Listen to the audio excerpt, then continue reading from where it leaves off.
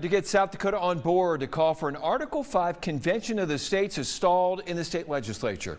Dakota Territory's Blake Trolley spoke with former Senator and 2012 presidential candidate Rick Santorum, who's ultimately trying to get the effort through. Senate Joint Resolution 503 would have South Dakota join a group of other states in calling for a convention of states to propose constitutional amendments. Those amendments would seek to impose fiscal restraints on the federal government, further limit the power and jurisdiction of the federal government, and limit the terms of office for members of Congress and other federal officials. Former Senator and 2012 presidential candidate Rick Santorum explained to Dakota Territory News his support for the effort. Santorum saying he believes the growing federal deficit is going to lead to a crash. I was asked a question in committee yesterday, when is it going to crash? And I said, well, it won't until it does. And at some point it will.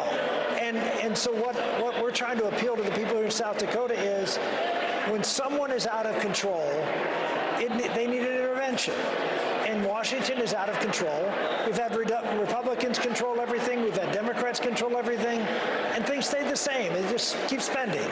Santorum says 20 states are currently on board to hold such a convention. A convention of states requires 34 states to get on board. Any amendments that would come from the convention would need to be approved by both chambers of 38 state legislatures for ratification. It's a huge hurdle. And that's why I say, people say, why do it? It's almost impossible. It is, but if you can find something that has a consensus that can put some constraint on Washington, D.C., it's worth doing.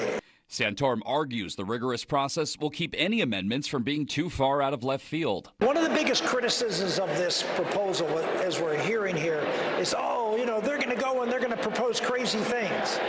Well, if people propose crazy things, it's not going to get 38 states to ratify it. I mean, it's just ridiculous. The resolution passed the Senate on a 25-9 vote. It was sent to the House, where it stalled in the State Affairs Committee on a 6-6 vote.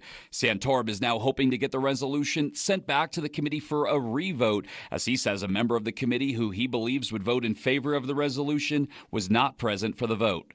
Reporting in Rapid City, Blake Trolley, Dakota Territory News.